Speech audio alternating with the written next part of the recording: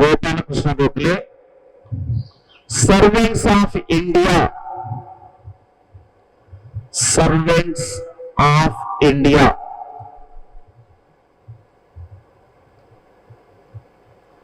అనే సంస్థను సాంఘిక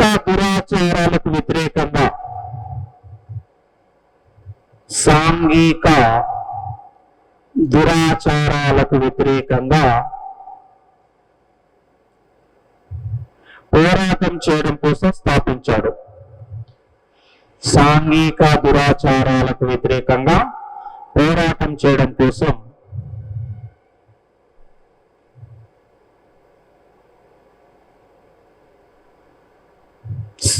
స్థాపించాడు. నెక్స్ట్ సైడింగ్ ఎస్ఎన్ బెనర్జీ.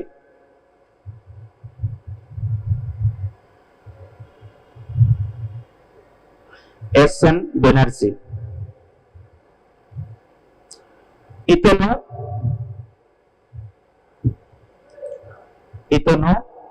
ఆనంద్ మోహన్ బోస్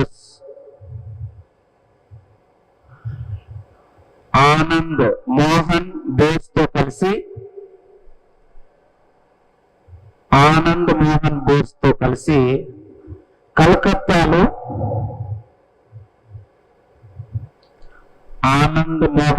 కలిసి కలకత్తాలో ఇండియన్ అసోసియేషన్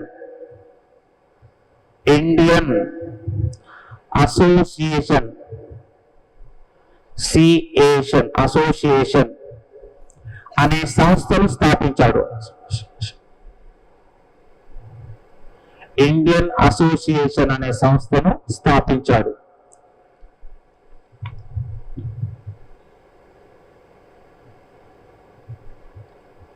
నెక్స్ట్ ఇతని యొక్క గ్రంథం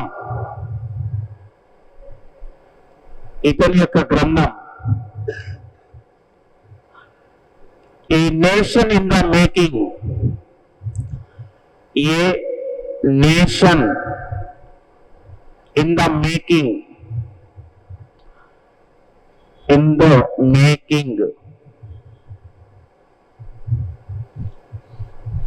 A nation in the making.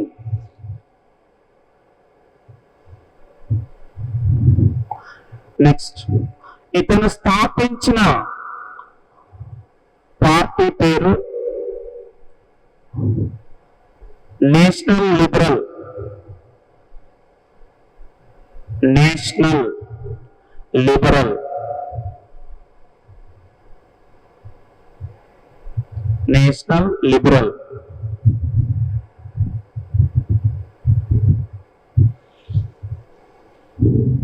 Next siding Dadabhai Naoroji.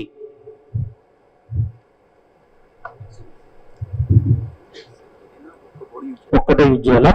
Set చేసిపోతారా? Right, ఈ బోర్డు యూజ్ చేస్తాను.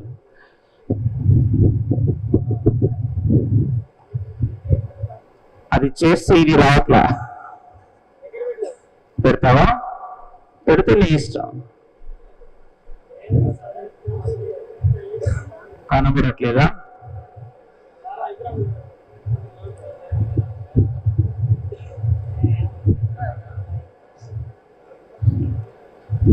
సర్లే చెప్తుంటాం కదా, ఏది ఉండదులే. కానీ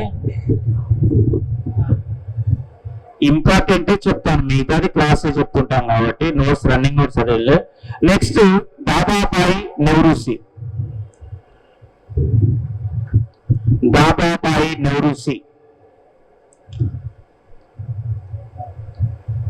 దాదాబాయి నౌరోజీ,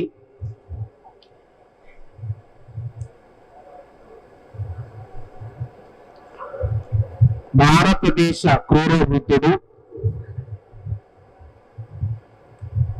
భారతదేశ క్రూర వృద్ధుడు,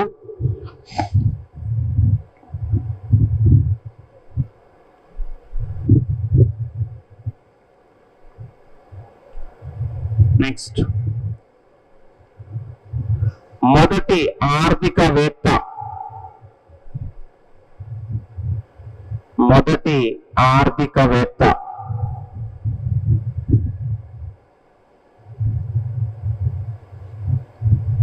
మొదటి ఆర్థికవేత్త. నెక్స్ట్ పాయింట్, భారతదేశం నుండి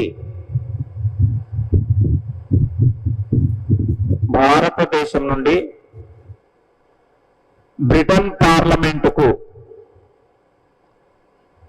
భారతదేశం నుండి బ్రిటన్ పార్లమెంటుకు ఎన్నికైన తొలి భారతీయుడు, భారతదేశం నుండి బ్రిటన్ పార్లమెంటుకు ఎన్నికైన తొలి భారతీయుడు.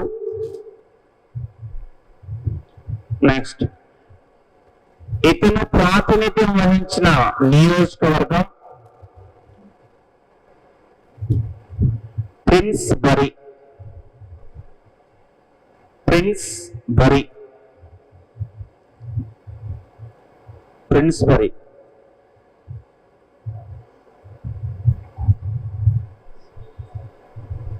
నెక్స్ట్, బ్రాకెట్ లో లిబరల్ పార్టీ అని పెట్టుకోండి. లిబరల్ పార్టీ, ప్రిన్స్బరీ నియోజకవర్గం లిబరల్ పార్టీ.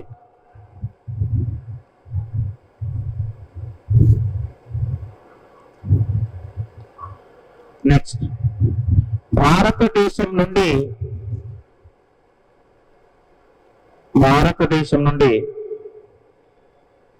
బ్రిటన్ పార్లమెంట్కి ఎన్నికైన రెండవ భారతీయుడు, భారతదేశం నుండి బ్రిటన్ పార్లమెంటుకు ఎన్నికైన రెండవ భారతీయుడు సత్యేంద్ర ప్రసాద్ సిన్హా.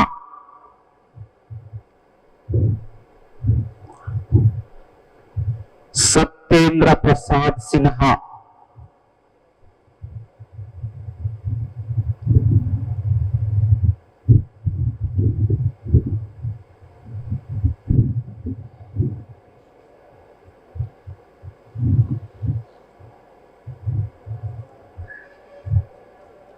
సో ఇది మనకి ఏంటిది 1892 భారత కౌన్సిల్ చట్టం. సో ఇప్పుడు 1892 తర్వాత మనకి నెక్స్ట్ వచ్చేటటువంటిది 4వ దశ. ఎక్కడి నుంచి ఒకడుకుంటుంది 4వ దశ? 1909 నుంచి 1935 వరకు ఉన్నటువంటి దశ 4వ దశ. అది 1892 నుంచి 1909 వరకు జరిగిన ముఖ్య సంఘటనలను పెట్టుకోండి. ముఖ్య సంఘటనలు.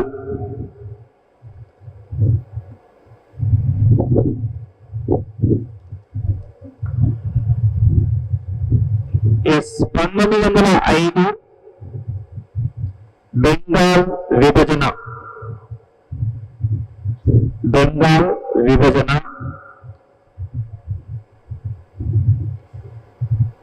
1905 బెంగాల్ విభజన. బెంగాల్ విభజించినారు లార్డ్ కర్జన్. Lord Curzon.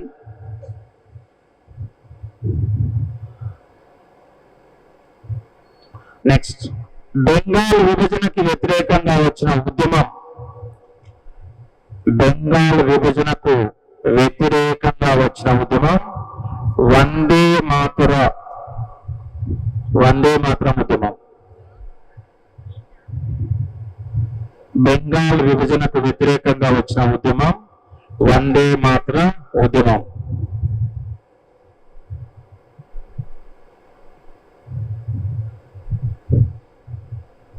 (1906) ముస్లిం లీగ్ పార్టీ స్థాపన.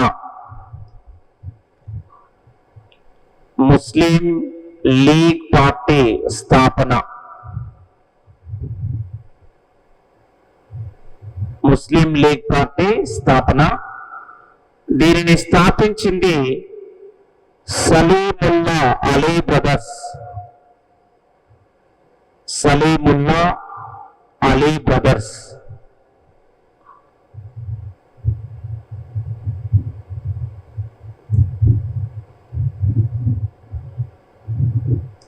నెక్స్ట్ కింద నోట్ అని పెట్టి బెంగాల్ విభజనను సమర్థించినటువంటి పార్టీ ముస్లిం లీగ్ పార్టీ. బెంగాల్ విభజనను సమర్థించినటువంటి పార్టీ ముస్లిం లీగ్ పార్టీ.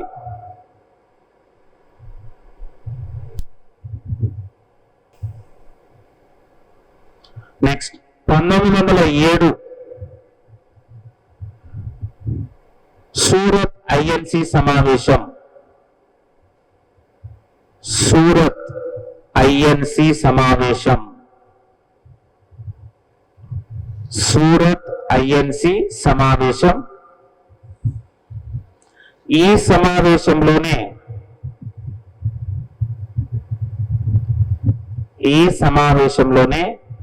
జాతీయ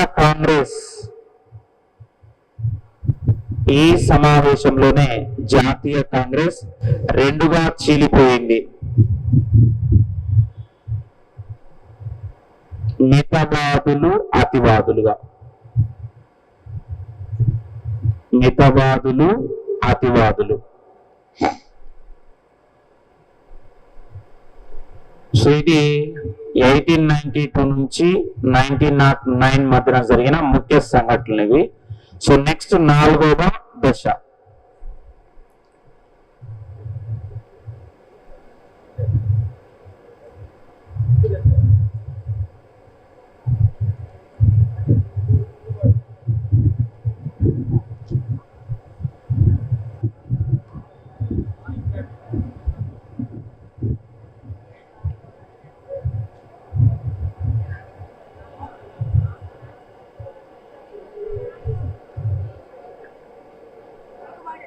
ఇక్కడ లేదు కదా, అక్కడ ఉన్నట్టు కవర్.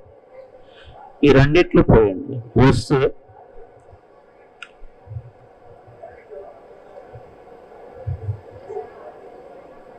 ఆ కవర్లో ఉన్నట్టు.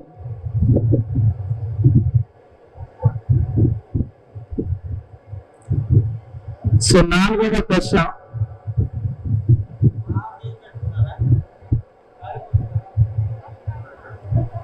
నాలుగవ దశ 1909 నుంచి 1935. సో మనకి ఈ దశలో జరిగిన ముఖ్య సంఘటనలు, మొదటిది 1909 మింటో మార్లే సంస్కరణలు. మింటో మార్లే సంస్కరణలు.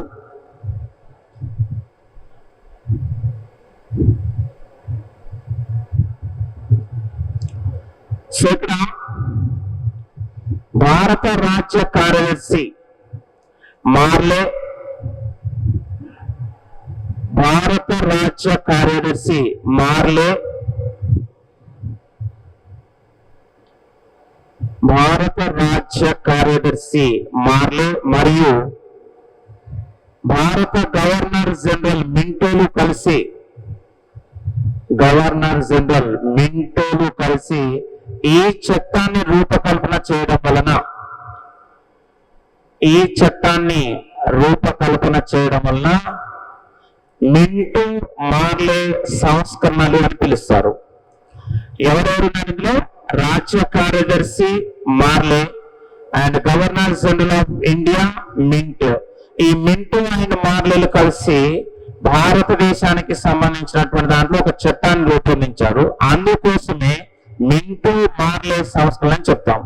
అయితే ముఖ్యంగా ఇక్కడ జరిగిన ఇన్సిడెంట్ 1892 భారత కౌన్సిల్ చట్టంలోని లోపాలను సవరించడం కోసం ఈ సంస్కరణ తీసుకొచ్చారు. 1892 భారత కౌన్సిల్ చట్టంలోని లోపాలను సవరించడం కోసం మింటో మార్లే సంస్కరణను తీసుకొచ్చారు. 1892 ఎప్పుడు ఏ కౌన్సిల్ చట్టం అన్నాం? భారత కౌన్సిల్ చట్టం. అంటే ఆ చట్టంలోని లోపాలను సవరించడం కోసం తీసుకొచ్చినటువంటి సంస్కరణలే మింటో మార్లే సంస్కరణలు. అయితే ఇక్కడ జరిగినటువంటిది ఏంటంటే భారతదేశానికి సంబంధించిన దాంట్లో ప్రత్యక్ష ఎన్నిక విధానాన్ని ప్రవేశపెట్టారు. భారతదేశంలో ప్రత్యక్ష ఎన్నిక విధానాన్ని ప్రవేశపెట్టారు. ప్రత్యక్ష ఎన్నిక విధానాన్ని ప్రవేశపెట్టారు. భారతదేశంలో ఈ చట్టాన్ని అనుసరించి ప్రత్యక్ష ఎన్నిక విధానాన్ని ప్రవేశపెట్టాం. పరోక్ష ఎన్నిక విధానం ఏ చట్టం ద్వారా వచ్చింది? 1892. లింక్ మర్చిపోకూడదు. సో 1909కి వచ్చేసరికి ఏం చేశారు? భారతదేశంలో తొలిసారిగా ప్రత్యక్ష ఎన్నిక విధానాన్ని ప్రవేశపెట్టింది. అండ్ రెండవది బడ్జెట్ తో సహా అన్ని అంశాలపై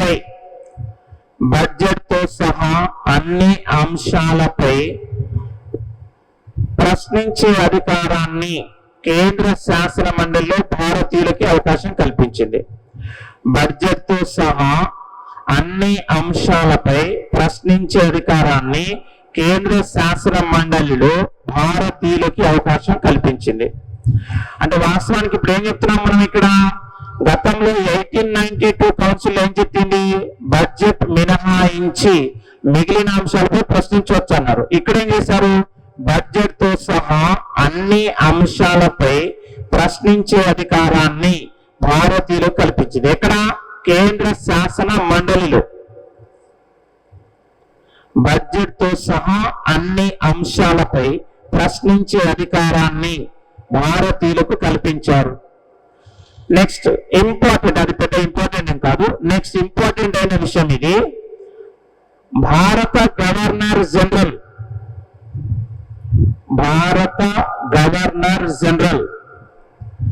కార్యనిర్వాహక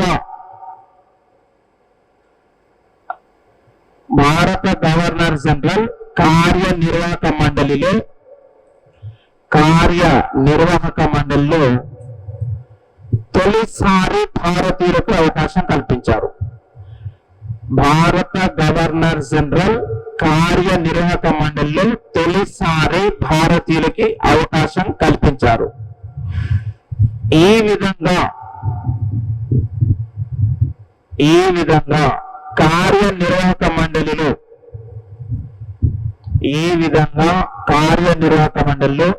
నియామకం పొందిన తొలి భారతీయుడు. ఈ విధంగా కార్యనిర్వాహక మండలిలో నియామకం పొందిన తొలి భారతీయుడు సత్యేంద్ర ప్రసాద్ సిన్హా. ఇంపార్టెంట్ ఇది. సత్యేంద్ర ప్రసాద్ సిన్హా.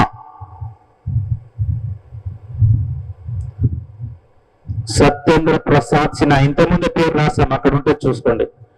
సత్యేంద్ర ప్రసాద్ సిన్హా అంటే గవర్నర్ జనరల్ యొక్క మండలి ఎవరు? మొత్తం బ్రిటిష్ వారితో ఉంటది. కానీ 1909 చట్టం ప్రకారం ఏం చేశారంటే గవర్నర్ జనరల్ కార్యనిర్వాహక మండలిలో తొలిసారిగా భారతీయులకి అవకాశం కల్పించారు. ఆ విధంగా భారతదేశం నుండి గవర్నర్ జనరల్ కార్యనిర్వాహక మండలిలో నియామకం పొందిన తొలి భారతీయుడు సత్యేంద్ర ప్రసాద్ సిన్హా. ఈయనకున్న మరొక ప్రత్యేకత, బ్రిటన్ పార్లమెంట్ కి ఎన్నికైన రెండవ భారతీయుడినే అండ్ కార్యనిర్వాహక మండలిలో నియామకం పొందిన తొలి భారతీయుడు. నెక్స్ట్ ఈ చట్టాన్ని అనుసరించి భారతదేశంలో ముస్లింలకి ప్రత్యేక నియోజకవర్గాలను కేటాయించారు. ఈ చట్టాన్ని అనుసరించి భారతదేశంలో ముస్లింలకి ప్రత్యేక నియోజకవర్గాలను ఏర్పాటు చేశారు.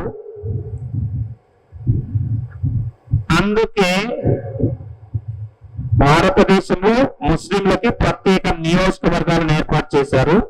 అందుకే మింటోను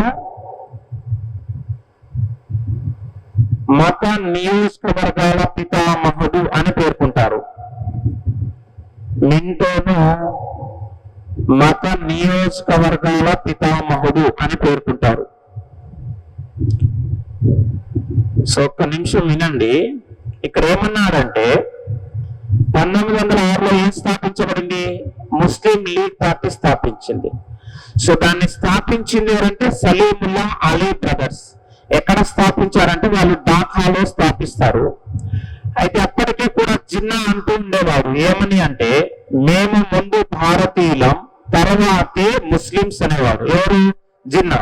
కానీ ఈ మింటో ఏం చేస్తాడంటే హిందువులని ముస్లింస్లని విభజించి పాలిస్తే ముస్లింస్ హిందువులలో భేదాభిప్రాయాలు వచ్చి వాళ్ళలో వాళ్ళు వర్గాలు ఏర్పాటు చేసుకుని వాళ్ళు ఏం చేసుకుంటారు? కొట్లాటలు అనేటువంటి ప్రారంభిస్తారు. అంటే విభేదాలను సృష్టించడమే మా యొక్క ప్రత్యేకమైన నినాదం.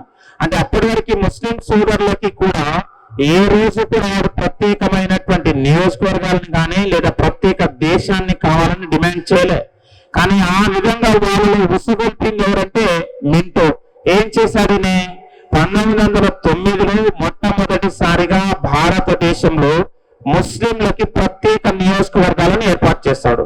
అలా ఏర్పాటు చేసి ఏం చేస్తాడంటే ముస్లిం నియోజకవర్గాలని సభ్యులని కేవలం ముస్లింస్ ఓటర్లు మాత్రమే ఎన్నుకునే విధంగా చట్టాన్ని చేస్తారు. అంటే వాస్తవానికి ఇప్పుడు జనాభా ప్రాతిపాదికపై రిజర్వేషన్ కల్పించవచ్చు. ప్రస్తుతం మన దగ్గర కూడా ఉన్నాయి. ఎస్సీలకి కొన్ని స్థానాలు, ఎస్టీలకి కొన్ని, జనరల్ క్యాడర్స్ కొన్ని.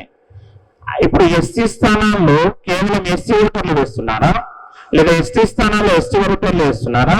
ఎవరైనా ఎన్నుకోవచ్చు. అంటే జనాభా ఎక్కువ ఉంది కాబట్టి రిజర్వేషన్ కేటాయించాం. కానీ ఇక్కడ ఈయన ప్రత్యేకంగా ఏం చేశాడంటే ముస్లిం వర్గాల వారికి ప్రత్యేకంగా నియోజకవర్గాలను ఏర్పాటు చేసి ఆ ముస్లిం నియోజకవర్గంలోని సభ్యులను కేవలం ముస్లిం ఓటర్లు మాత్రమే ఎన్నుకునే విధంగా చట్టం చేశారు. కాబట్టి ఇతన్ని ఏమంటారంటే ఇతని చేసిన ఈ మత నియోజకవర్గాలు అనేటువంటిది భారతదేశంలో పాకిస్తాన్ భారత్ విభజనకి బీజం వేసిన చట్టం ఏదంటే మింటో మార్లే చట్టం. భారత్ పాక్ అని విభజించడానికి లేదా విడిపోయడానికి బీజం వేసినటువంటి చట్టమే మింటో మార్లే చట్టం అని చెప్తాం. అంటే ఇక్కడ ప్రత్యేకంగా వీళ్ళు చేసింది ఏమిలే. ముఖ్యంగా 1909లో జరిగిన 3 ఇన్సిడెంట్. ఒకటి ప్రత్యక్ష ఎన్నిక విధానం, రెండోది గవర్నర్ జనరల్ కార్యనిర్వాహక మండలిలో భారతీయుని నామినేట్ చేయడం, మూడోది ఏం చేశాడు? ప్రత్యేకంగా ముస్లిం సోదరులకి నియోజకవర్గాలను ఏర్పాటు చేశాడు. అలా నియోజకవర్గాలను ఏర్పాటు చేయడం వల్ల ఈయనకి ఏం చేశాం? మనం ఏం చేశామండి? మత నియోజకవర్గాల పితామహుడు లేదా మత నియోజక గణాల పితామహుడు అని చెప్తాం. నెక్స్ట్ 1919కి సంబంధించినటువంటి అంశాలు ఇవి. అదేవిధంగా దీంట్లో కేంద్ర శాసన మండలిలో సభ్యుల సంఖ్యని 16 నుంచి 60కి పెంచారు. రాష్ట్ర శాసన మండలిలోని సభ్యుల సంఖ్య 20 నుంచి 47కు పెంచారు. కేంద్ర శాసన మండలిలోని సభ్యుల సంఖ్యని 16 నుండి 60కి పెంచాం. రాష్ట్ర శాసన మండలిలోని సభ్యుల సంఖ్యని 20 నుంచి 47కు పెంచారు. సో లింక్ మర్చిపోవద్దు.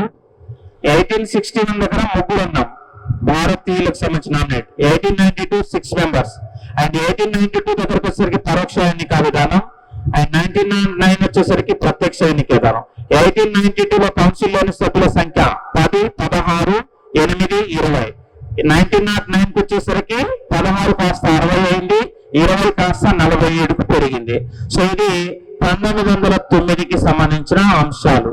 సో ఇక్కడ 4 అంశాలు గుర్తుంచుకోవాలి. మొదటి ప్రత్యక్ష ఎన్నిక విధానం, 2 బడ్జెట్ సహా అన్ని అంశాలపై ప్రశ్నించే అధికారం భారతీయులకు ఇచ్చాం, 3వది మన మత నియోజకవర్గాలు, 4వది ఏంటంటే శాసన మండలిలోని సభ్యుల సంఖ్యని పెంచడం.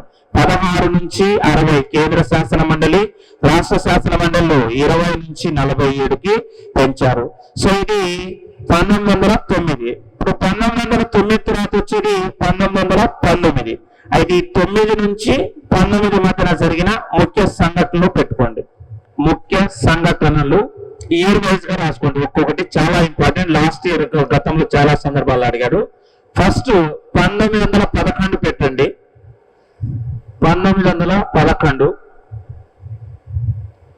దీంట్లో 3 ఇన్సిడెంట్లు జరుగుతాయి. మొదటిది బెంగాల్ విభజన రద్దు.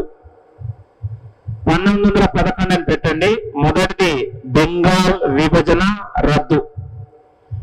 బెంగాల్ విభజన రద్దు బ్రాకెట్ లో హార్డింజ్ 2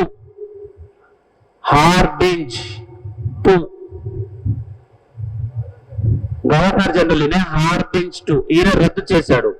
బెంగాల్ ని విభజించింది ఎవరంటే లార్డ్ కర్జన్. ఏ ఇయర్ 1905. బెంగాల్ విభజనకి వ్యతిరేకంగా వచ్చిన ఉద్యమం వందే మాత్ర ఉద్యమం.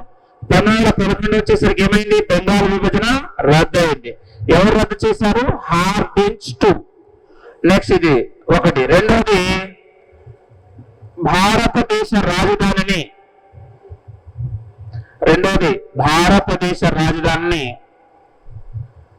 కలకత్తా నుండి ఢిల్లీకి మార్చారు. గతంలో అడిగిన బిట్ ఇది. భారతదేశ రాజధానిని కలకత్తా నుండి ఢిల్లీకి మార్చారు. కలకత్తా ఐఎన్సి సమావేశంలో.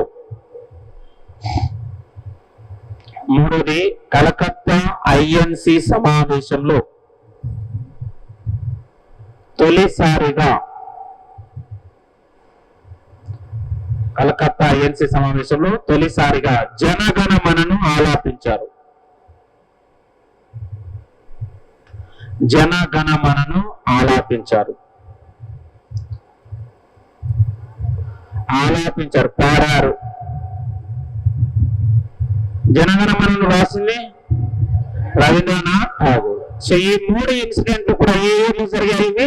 1911. గతంలో అడిగిన బిట్ ఏంటంటే భారతదేశ రాజధానిని కలకత్తా నుండి ఢిల్లీకి ఎప్పుడు మార్చారని అడిగారు క్వశ్చన్. 1911. So next 1912.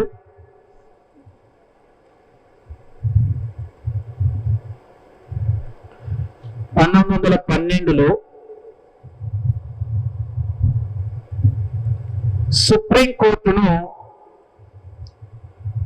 సుప్రీంకోర్టును కలకత్తా నుండి ఢిల్లీకి మార్చారు.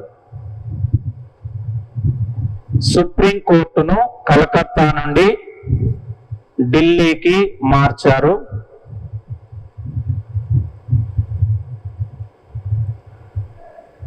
నెక్స్ట్ అదే సంవత్సరం 1912లో 1912 తత్వబోధిని అనే వార్తాపత్రికలో తత్వబోధిని అనే వార్తాపత్రికలో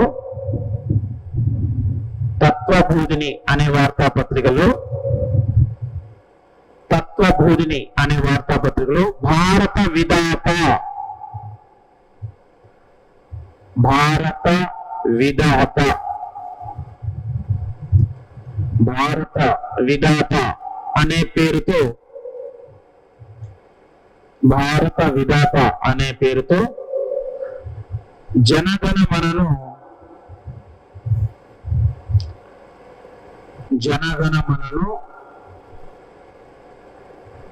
తొలిసారి ముద్రించారు. అంటే న్యూస్ పేపర్ లో ఏమని వేశారు? జనగణమనని భారత విధాత అనే పేరుతో వేశారు.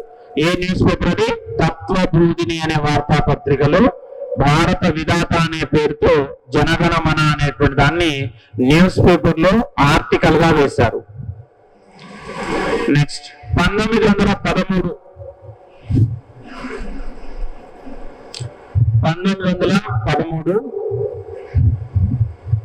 లాలా హరిదయాల్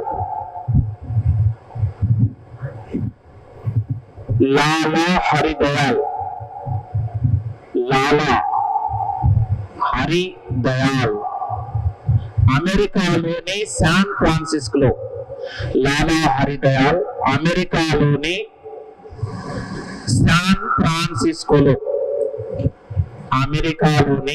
శాన్ ఫ్రాన్సిస్కోలో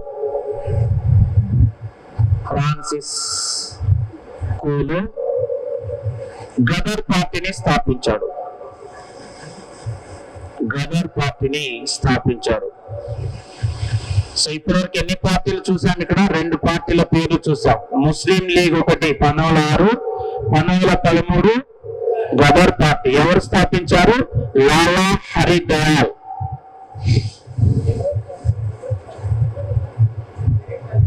అర్థం కాదు, అది పార్టీ కాదండి, ఇది ఉద్యమం. ముందు అది ఐఎన్సి అనేది జాతీయ కాంగ్రెస్ పార్టీ కాదండి. ఇప్పుడు టిఆర్ఎస్ అయితే ఎట్లయితే ఉద్భవించిందో అప్పట్లో ఐఎన్సి అనేది కాంగ్రెస్ పార్టీగా రాలేదు, అది ఉద్యమంగా వచ్చింది. తర్వాత దాన్నే ఐఎన్సి అనేది నేషనల్ కాంగ్రెస్ పార్టీగా మార్చారు. తర్వాత మనకి 1952లో అది కాంగ్రెస్ అనేటువంటి దాన్ని కొనసాగించేసింది. అంటే వాస్తవానికి ఐఎన్సి అనేది ఉద్యమం పార్టీ, అది టిఆర్ఎస్ అనేది కూడా ముందులో ఏంటిది ఉద్యమం. తర్వాత ఏం చేశారు? ఒక రాజకీయ పార్టీగా మార్చేశారు. సో కాబట్టి ఇక్కడ ఐఎన్సి అనేది ముందు కాదు, ఐఎన్సి అనేది ఒక ఉద్యమ సంస్థ అది. నెక్స్ట్ 1914 మొదటి ప్రపంచ యుద్ధం ప్రారంభం. 1914 మొదటి ప్రపంచ యుద్ధం ప్రారంభం.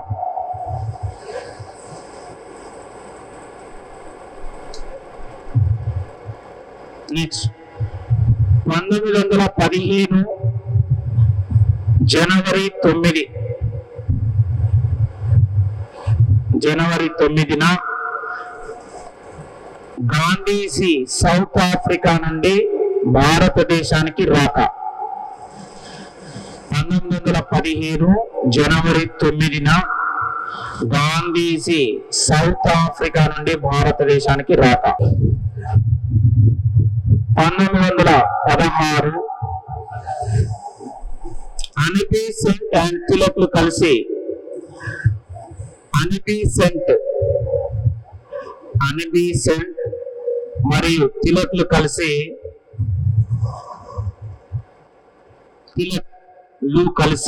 హోమ్ రూల్ ఉద్యమాన్ని ప్రారంభించారు. హోమ్ రూల్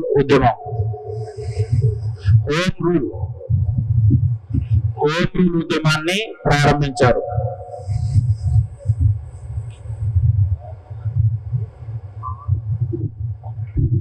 1916 నెక్స్ట్ అదే సంవత్సరం 1916లో లక్నో ఐఎన్సి సమావేశం అతివాదులు మితవాదుల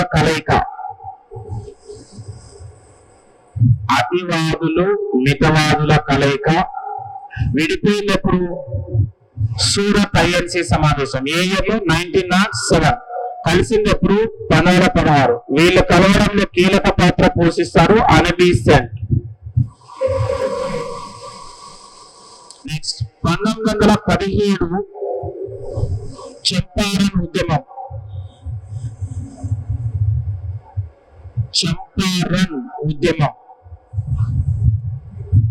చంపారన్ ఉద్యమం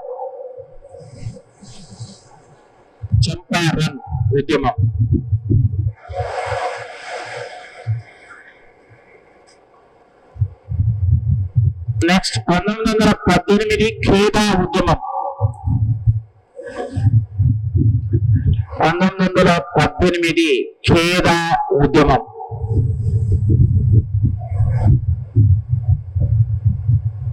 నెక్స్ట్ ఇదే సంవత్సరం మొదటి ప్రపంచ యుద్ధం అంతం.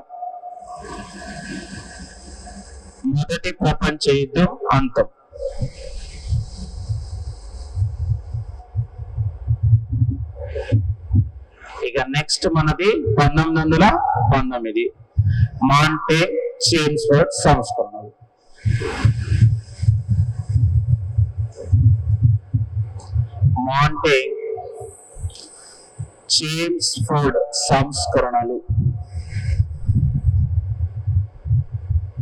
చేమ్స్ఫోర్డ్ సంస్కరణలు ఇక్కడ వినండిగా. 1919 మాంటేంగు చేమ్స్ఫోర్డ్ సంస్కరణలు.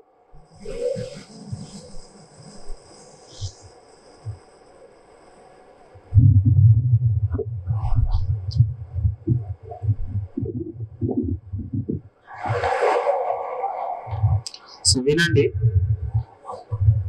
వాస్తవానికి మొదటి ప్రపంచ యుద్ధంలో భారతీయులు బ్రిటిష్ వారికి సహాయ సహకారాలు అందిస్తారు.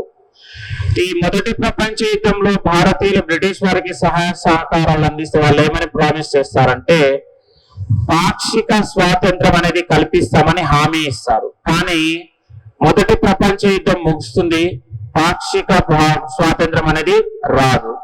సో దీంతో భారతదేశంలో అనేక ఉద్యమాలు ప్రారంభమవుతాయి బ్రిటిష్ వారికి వ్యతిరేకంగా. ఇక దీనిని గమనించినటువంటి భారత రాజ్య కార్యదర్శి మాంటేగ్, ఎవరండి? మాంటేగ్. ఆయన ఏం చేస్తాడంటే 1917 ఆగస్టు 20 1917 ఆగస్టు 20వ తేదీన ఒక చారిత్రకమైన ఒక ప్రకటన చేస్తాడు. ఏంటంటే భారతదేశంలో సంబంధించినటువంటి ఒక ప్రకటన. ఏంటిదంటే బ్రిటిష్ సామ్రాజ్యంలో అంతర్భాగంగా భారతదేశంలో బాధ్యతాయుతమైన ప్రభుత్వాన్ని ఏర్పాటు చేస్తామని ప్రకటిస్తాడు. ఇప్పుడు వాస్తవానికి వీడు ప్రకటించిన ఏమైనా తలకాయ ఉన్నాడు అని అంటాడు. వీడిని ఏమని ప్రకటించాడనే బ్రిటిష్ సామ్రాజ్యంలో అంతర్భాగంగా భారతదేశంలో బాధ్యతాయుతమైన ప్రభుత్వాన్ని ఏర్పాటు చేస్తాం. ఇప్పటి వరకు పరిపాలిస్తుంది ఎవడు? బ్రిటిష్ వాడు కాదా? మరి నువ్వు చేసేది ఏముంది? ఇంకా బ్రిటిష్ సామ్రాజ్యంలో అంతర్భాగంగా బాధ్యతాయుతమైన ప్రభుత్వాన్ని ఏర్పాటు చేస్తామని తొలిసారిగా భారత రాజ్య కార్యదర్శి ప్రకటన చేస్తాడంటారు. ఆ ప్రకటననే మాంటేగ్ ప్రకటన లేదా ఏమంటారు ఆగస్టు ప్రకటన అని చెప్తారు. ఏమంటాం? ఆగస్టు. ఏ నెలలో ప్రకటించాడనే? ఆగస్టులో. మరి ఈ విధంగా ప్రకటించి ఏం చేస్తాడంటే 1917 నవంబర్లో భారత రాజ్య కార్యదర్శి మాంటేగ్ ఏం చేస్తాడంటే భారతదేశ పర్యటనకు వస్తాడు. ఎక్కడికి వస్తాడంటే భారతదేశ పర్యటనకు వస్తాడు. ఇలా భారతదేశ పర్యటనకు వచ్చినటువంటి మాంటేగ్ భారతదేశంలో ఉన్నటువంటి భారత గవర్నర్ జనరల్ అయినటువంటి చేమ్స్వర్త్ తో కలిసి భారతదేశంలో ఉద్యమాలు చేస్తున్న అన్ని రాజకీయ పార్టీలను సమావేశపరిచి వారి యొక్క అభిప్రాయాలను తెలుసుకుంటాడు. అలా అభిప్రాయాలను తెలుసుకొని ఆ అభిప్రాయాల సారాంశాన్ని ఏం చేస్తాడంటే 8 జూలై 1918 రోజున బ్రిటిష్ పార్లమెంట్ లో ప్రవేశపెడతాడు. అంటే వాస్తవానికి రాజ్య కార్యదర్శి యొక్క ప్రధానమైన విధి ఏంటి అనుకున్నాం? భారతదేశానికి సంబంధించిన పరిపాలన పరమైన అంశాలు చట్టాలుగా మార్చేటటువంటి అధికారం ఈయనకుంటుంది. అంటే ఇప్పుడు ఆయన ఏం చేశాడు? భారతదేశంలో ఉన్నటువంటి వివిధ రాజకీయ నాయకులతో సమావేశాలు జరిపి ఆ సమావేశాల సారాంశాన్ని బ్రిటిష్ ప్రభుత్వానికి నివేదిస్తాడు. ఎప్పుడు? 8 జూలై 1918. దాన్ని ఏం చేస్తుందంటే బ్రిటిష్ ప్రభుత్వం మన డిసెంబర్ 1918 ఆమోదిస్తుంది. అంటే ఈ మాంటేగ్ అండ్ చేమ్స్వర్త్ కలిసి చేసినటువంటి సంస్కరణలని బ్రిటిష్ ప్రభుత్వం ఎప్పుడు ఆమోదించింది? 18 డిసెంబర్ 1918 ఆమోదిస్తుంది. అలా ఆమోదించి ఈ చట్టం అనేది 1921 నుండి అమల్లోకి వస్తుందని చెప్తుంది. ఎప్పటి నుంచి అమల్లోకి వస్తుందని చెప్తుంది? 1921. అంటే 1919 మాంటేగ్ చేమ్స్వర్త్ సంస్కరణలు ఎప్పటి నుంచి అమల్లోకి వచ్చాయని గతంలో అడిగిన క్వశ్చన్. 1921 నుంచి అమల్లోకి వచ్చినాయి. ఏ చట్టానికి సంబంధించిన అంశాలు? మాంటేగ్ చేమ్స్వర్త్ సంస్కరణలు 1921 నుంచి అమల్లోకి వచ్చాయి. ఇప్పుడు ఈ చట్టం ద్వారా భారతదేశంలో సంస్కరణలు ఏంటో చూద్దాం.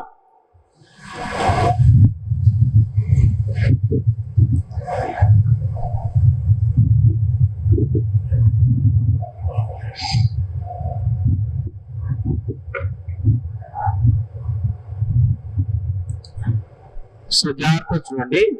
మొదటిది భారత రాజ్య కార్యదర్శి వేతనాన్ని భారతదేశం నుండి కాకుండా బ్రిటిష్ నిధి నుండి చెల్లించే విధంగా చట్టం చేశారు. అంటే గతంలో రాజ్య కార్యదర్శి వేతనాన్ని ఎక్కడి నుంచి చెల్లించేవారు అంటే భారతదేశ నిధి నుంచి చెల్లించేవారు. ఈ చట్టం ద్వారా చేసిన ప్రధానమైనటువంటి మొదటి మార్పు భారత రాజ్య కార్యదర్శి యొక్క వేతనాన్ని బ్రిటిష్ నిధి నుండి చెల్లించే విధంగా చట్టాన్ని రూపొందించారు. రాజ్య కార్యదర్శి యొక్క వేతనాన్ని బ్రిటిష్ నిధి నుండి చెల్లించే విధంగా చట్టాన్ని రూపొందించారు. భారత రాజ్య కార్యదర్శి అనేవాడు ఎక్కడ ఉంటాడు? లండన్ లో ఉంటాడు. ఏ హోదాను కలిగి ఉంటాడు? క్యాబినెట్ హోదాని కలిగి ఉంటాడు. అంటే వాస్తవానికి భారతదేశంలో ఎలాంటి పనులు చేయకున్నా ఇతనికి గతంలో భారతదేశ నిధి నుండి సాలరీస్ ఇచ్చేవాళ్ళు. అయితే ఈ చట్టం ద్వారా చేసిన ప్రధానమైన మార్పు భారత రాజ్య కార్యదర్శి వేతనం అనేది భారతదేశం నుండి కాకుండా బ్రిటిష్ నిధి నుండి చెల్లించే విధంగా చట్టాన్ని రూపొందించారు. నెక్స్ట్ రెండో అంశం, తొలిసారి భారతదేశంలో కేంద్రంలో ద్విసభా విధానాన్ని ప్రవేశపెట్టారు. చాలా ఇంపార్టెంట్. తొలిసారి కేంద్రంలో ద్విసభా విధానాన్ని ప్రవేశపెట్టారు. ఏ సభా విధానాన్ని? ద్విసభా విధానాన్ని. అంటే ఏ చట్టాన్ని అనుసరించి ద్విసభా విధానాన్ని ప్రవేశపెట్టాం? 1919 మాంటేగ్ చేమ్స్ఫర్డ్ సంస్కరణలో భాగంగా తొలిసారిగా భారతదేశంలో ద్విసభా విధానాన్ని ప్రవేశపెట్టారు. ఆ రెండు సభలు ఏంటి అంటే, ఒకటి Council of States, Council of states,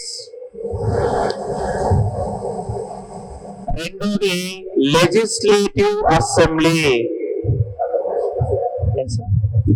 legislative Assembly, Legislative Assembly, Legislative assembly.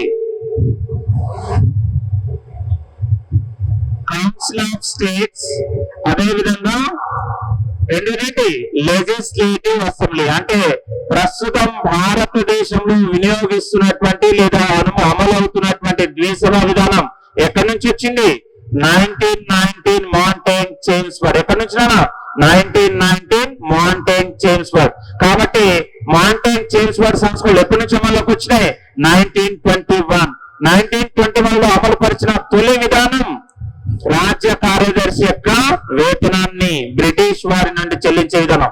రెండోది కేంద్రంలో ద్విసభా విధానాన్ని ప్రవేశపెట్టాం. ఆ ద్విసభలో మొదటిదే కౌన్సిల్ ఆఫ్ స్టేట్స్, రెండోదే లెజిస్లేటివ్ అసెంబ్లీ. ఎగువ సభ దిగువ సభ అంటాం. ఎగువ సభ దిగువ సభ. ప్రస్తుతం ఎగువ సభను ఏ పేరుతో పిలుస్తున్నాం?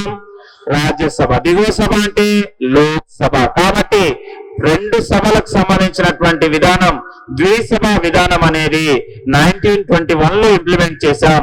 అలా council of states and legislative Assembly, Council of states and legislative assembly. ఏమని రాసుకున్నారు? తొలిసారి కేంద్రంలో ద్విసభా విధానాన్ని ప్రవేశపెట్టారు. అవి ఏంటి? ఒకటి కౌన్సిల్ ఆఫ్ స్టేట్స్, రెండోది Legislative assembly. Side heading council of states. ఏదైతే ఇంపార్టెంట్ ఉంటుందో అది రాసుకోండి, మిగతాది ఏమన్నా ఉంటే బుక్ లో చదువుకోండి. ఎంత మొత్తం నోట్స్ ఇవ్వాలంటే కుదరదు నాన్న.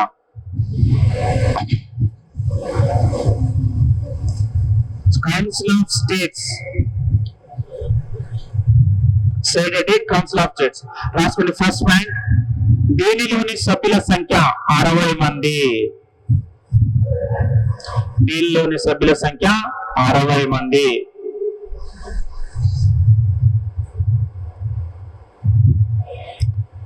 నెక్స్ట్ పాయింట్, దీని యొక్క కాల పరిమితి, దీని యొక్క కాల పరిమితి 5 సంవత్సరాలు. కాల పరిమితి ఎంత? 5 సంవత్సరాలు. నెక్స్ట్ 60 మందిలో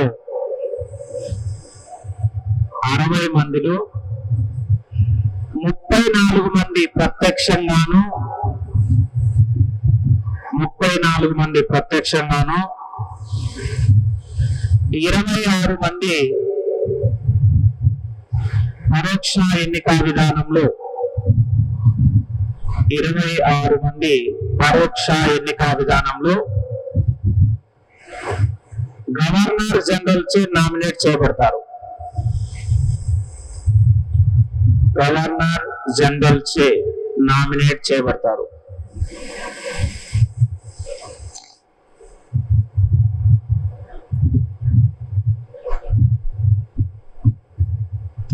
నెక్స్ట్ కౌన్సిల్ ఆఫ్ స్టేట్స్ మొదటి అధ్యక్షుడు. కౌన్సిల్ ఆఫ్ స్టేట్స్ మొదటి అధ్యక్షుడు Frederick white. Frederick white. Frederick white. Legislative Assembly. Legislative assembly. So legislative assembly first point, దీనిలోని సభ్యుల సంఖ్య 145.